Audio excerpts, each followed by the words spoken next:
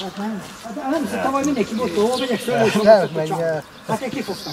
Tavaly egyetlen jó dinnyét csak. De most ott a füred meg szőlős? Igen, ott volt a Manusztól mentünk, ott állj meg. Vezettük dinnyét haza-vissza. Apakom. Nem, jó, apasztuk. De és azt még volna izéltem, hogy mondta, hogy szőlősű van, meg minden. Én kifogtam mindig akár. Nem vettünk volna, nem tudom. De akkor nem. biztos lesz idén. Amit a Tesco-ból vettem, az íztelen volt, tudod. Aha. Én úgy van az a régi nézőjek, hogy roppanás, tudod.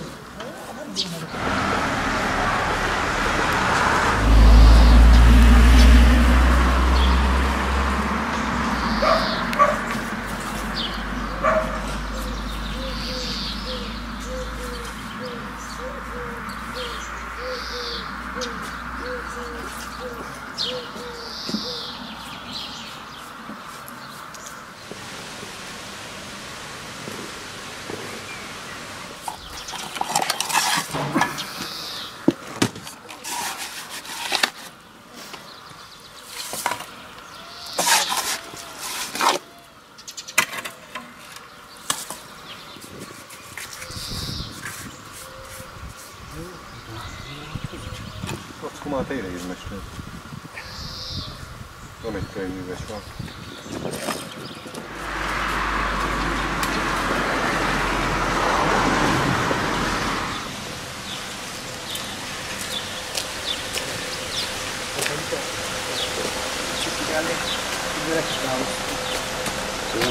Ne tegyünk alá papír?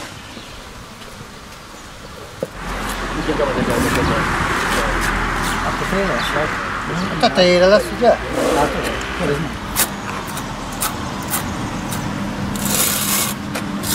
Jaj, jó.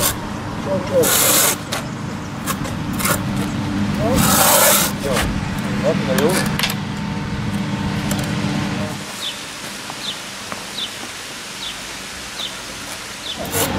El volt jól,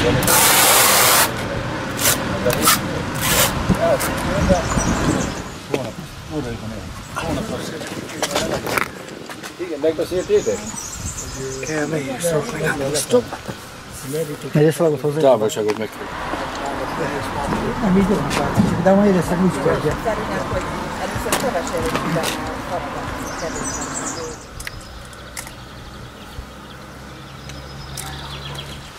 Semperagasztó flexibilis legyen. Most körben úgy.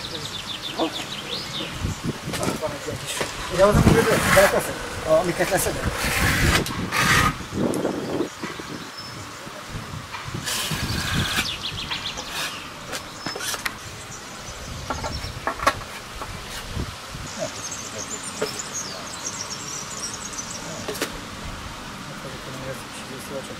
Meg a Tiszadás polgára is segítettek téglát, adományoztak. Nem, tényleg. Három, esik, alszik. Mint a Wienerszeröltek van ez a lyukfúró, tetszik, hogy így? Kifúrjuk, majd itt valahol furálni, és oda betesszük. Ugye? Várj. Mondjuk abból a téglából, ami, hát, már most az itt van. Ilyet tettük volna, jó van ez már így, már.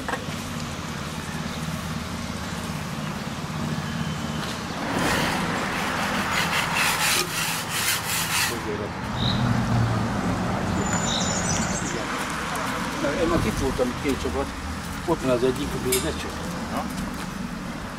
Kész, utána kiméregetem a lyukokat. Ennyi. Köszönöm szépen, szépen. Itt már tudom a többit. Meg a támogatót. De azt is már csinálják, bent főleg. És ez hova megy? Az hátulra megy a... Biztos, Tessék? biztos. Ha én tudom, de... Hát te tudod, hogy őriszakos vagy. Mindig elfelejtem. Hozok csavarokat és akkor ráfogatom. Jalóra nem is lyukasztom kis. Kéne mellé rakni két-két virágot. Egy ekkorákat. Itt a harangok. Majd lesz virágunk a körbe. Jaj, körbe? Nem. Már régóta.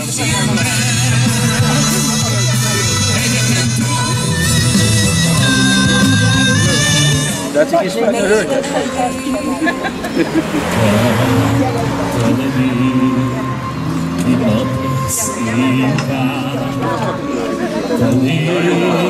Aki megtalál,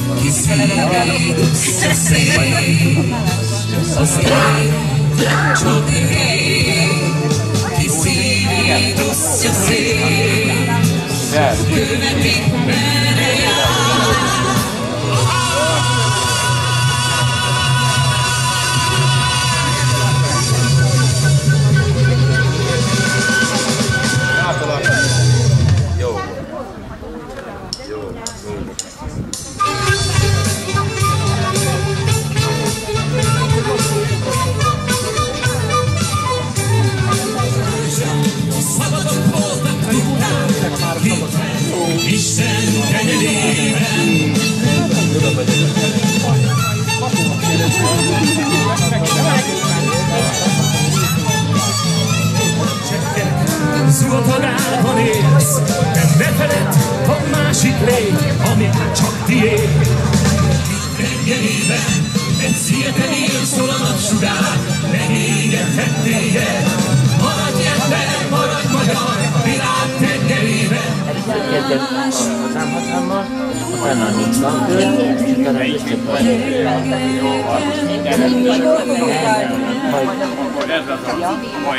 úgy mondják be, hogy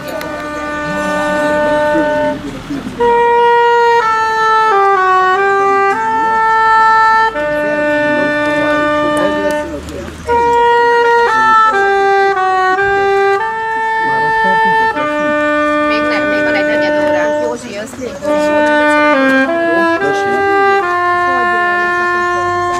Részünkről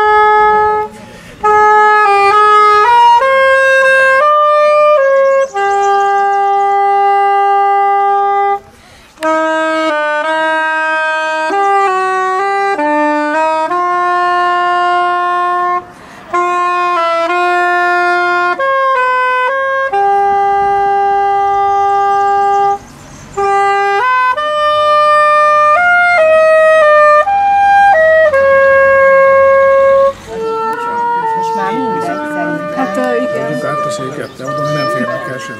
Hát jó, de ott már nagyon maradunk. Hát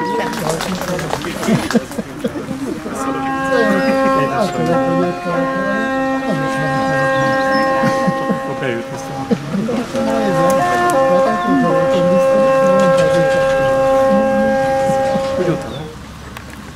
Valahol aláírtak valamit. Valahol megalkuttak valamit. Valahol leosztottak valamit. Valahol egy nyitott ajtót becsaptak, hogy legyen az örökre zárva. Tisztelt megjelentek! Kós Károly 1921-ben írt szavaival köszöntök minden megemlékezőt a trianoni békediktátum aláírásának 104. évfordulóján és településünk trianoni emlékművének átadóján. Békediktátum. A kifejezés lényegét szinte azonnal megértjük. De amikor felmerül a miért, mintha nem hinnénk el a magyarázatot. Mintha kétkednénk abban, hogy ilyen valóban megtörténhetett. A háborúban győztes Antant szövetséges hatalmai meghatározták Magyarország új határait. A következmény nemzeti sorstragédia lett. A Magyar Királyság elveszítette területének több mint 2/3, elcsatolták nyersanyaglelőhelyeit, tönkretették infrastruktúráját, kulturális és történelmi emlékeinket, a nagyvárosok vonzáskörzetét. A lakosság közel fele valamelyik új állam területére került, és közöttük ott volt több mint 3 millió magyar, akik az új országukban másodrangú állampolgárok lettek. Minden harmadik magyar került idegen állam területére. Képzeljük csak el, nézzünk magunkra. 1920. június 1-én még így állnánk egymás mellett, mint most. Július 4-e után véletlenszerűen minden harmadikunk kiáll a sorból, és többé nem találkozhatunk egymással. Nem járunk ugyanabban az iskolába, nem dolgozunk többé egy helyen, és más lehetőségek hiányában legfeljebb levélben tartunk egymással kapcsolatot. A magyarság ellen összefogó erők a hegyeinket, vizeinket, erdeinket, bányáinkat, vasútjainkat, gyárainkat, és minden harmadik magyar testvérünket oroszták el.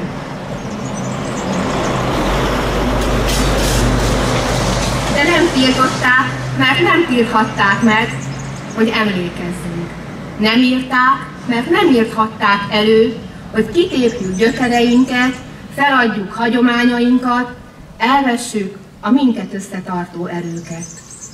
Ma, az elmúlt évekhez hasonlóan, mi tiszaderzsiek is emlékezünk. Minden évben, az összetartozás napján összegyűltünk a mellettünk lévő parkolóban, emlékeztünk és fellobbantottuk az összetartozás tüzét. A mai nap is így tesszük, de ez a nap mégis más, hiszen átadhatjuk településünk trianoni emlékművét. Önkormányzatunk a 100 éves évfordulóra tervezte ezt az átadást, de a Covid-járvány miatt nem tudtuk megvalósítani. Nem tettünk le elhatározásunkról, kerestük a lehetőségeket, hogyan is tudnánk ezt az emlékművet megépíteni. 2023-ban Monori József lakótársunk keresett meg, és elmondta, hogy szeretne hozzájárulni egy trianoni emlékmű megépítéséhez. Képviselőtestületünk egyöntetűen mellé állt az ügynek, és elkezdődtek az utánajárások, munkálatok, és most itt állhatunk, emellett a lakossági összefogásból megvalósított emlékmű mellett. Engedjék meg, hogy köszönetemet fejezzem ki mindazon lakosoknak, akik hozzájárultak ahhoz, hogy az emlékmű elkészülhessen. Elsősorban Monori Józsefnek és kedves feleségének, aki megálmodta és elkészítette az emlékművet.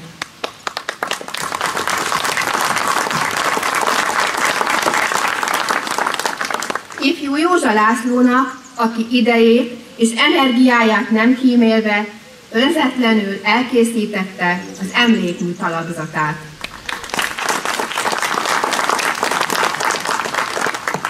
A címeres téglákkal hozzájárulóknak, Jávorszky Lászlónak és feleségének, Juliska néninek. Fótos Sándornak és párjának, Trizsnya Anikónak. Láposi Sándornak, Nikodém Norbertnek, a gépi munkálatokkal segítkező Szarka Józsefnek, és minden kedves munkatársamnak, akik segítkeztek a talapzat elkészítésében, a terület rendbetételében és a mai ünnepség megrendezésében.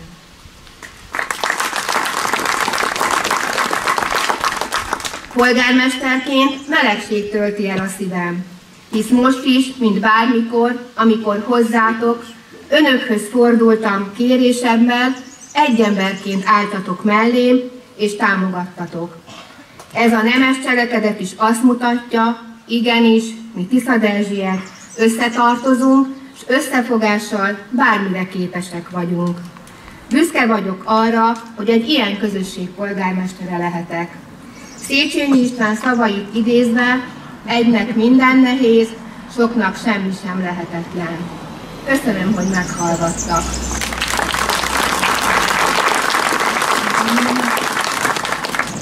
Tisztelt Tiszaderzsiek, tisztelt emlékezők, polgármesterasszony, polgármesterasszonyok, polgármester úr, nemzetőrök, akiket a nemzet őrhelyre állított, nagy tiszteletű lelkész úr, plébános úr, vármegyei közgyűlés elnöke, tisztelt hölgyeim és uraim! Minden település központjában áll néhány mementó. Áll néhány olyan mementó, amely az ég felé mutat.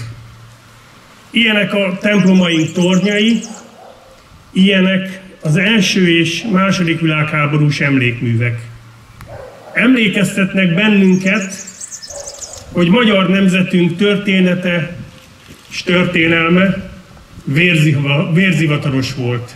Olyan nemzetnek vagyunk a tagjai, egy olyan nemzetnek vagyunk a képviselői, szószólói, világító tornyai, őrhelyen álló trázsái, akik életképesek, akik bármilyen szenvedés után talpra tudnak állni. Kárpátalját hozzácsatolták annak idején Oroszország, Szovjetunió, majd Ukrajnához. És azok a kárpátaljai magyarok, akik testvéreink, rokonaink, bele vannak kényszerítve két szláv nép testvérháborújába.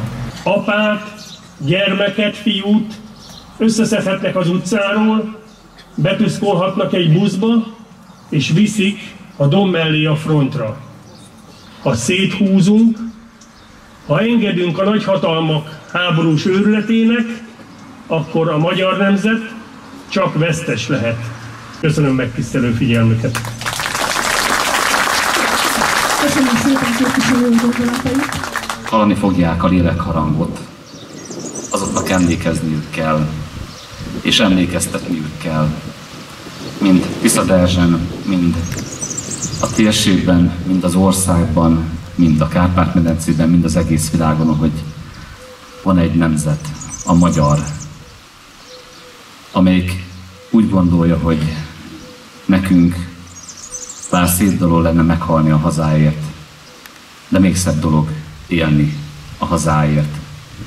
Ezt kérem önöktől, hogy zárják a szívükbe, és éljenek a hazáért, éljenek a magyar nemzetért, éljenek családjaik, gyermekeik, unokáik jövőjéért, és soha se felejtsék el, hogy Magyarországnak, a magyar nemzetnek egységben, erőben, sokaságban kell átvészelnie ezt a nagyon nehéz időszakot.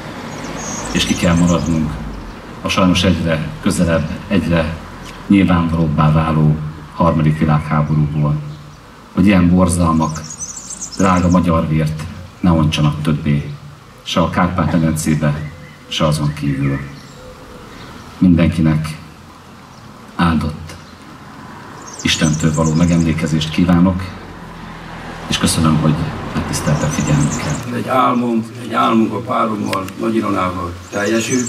Sajnos itt már nagyon sok megható szavak hangzottak el, amiket ide illik, vagy talán nem is kellett volna ide illenie, de a köszönetet tudom mondani a polgármester asszonynak, Fortosné Zsuzsikának, a képviselőtestületnek, hogy ebbe a nagyszerű tervembe, kell vagyok érzékenyülve sajnos, mert ilyen vagyok,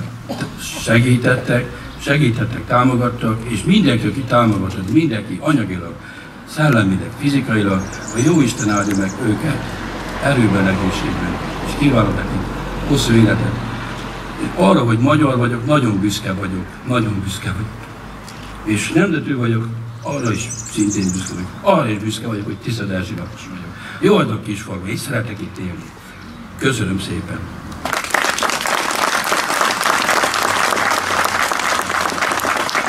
Nagyon-nagyon szépen köszönjük ezeket az őszinte gondolatokat. A következő percekben Sziki Károly művész úr szavalata, valamint Trianonról szóló beszéde következik. Támogatóként is részt vettek, nem csak támogatóként, hanem anyagi támogatóként is. Nagyon fontos, hogy akik megépítették, de voltak anyagi támogatók is. Magyar hajósok, hallgatózzatok! S ha jártok ott fenn förgeteges éjben, Erdély harangoz a mélyben. Fekszem aléltan a sivárfövenyben, és az óceán himnuszait zengem. Anyám a tenger apadt, itt hagyott, kinek mi köze hozzá, ki vagyok. Gazdátlan üres ház, mire se jó, csak eldobni vagy eltörni való. Apály és dagály közt így időm múlván várom, míg értem visszatér a hullám. Nekem nem hazám a kietlen part, de aki titkol a füléhez tart magányban ében, emberektől távol, annak mesélek egy más, egy szebb világról. Köszönöm a figyelmüket!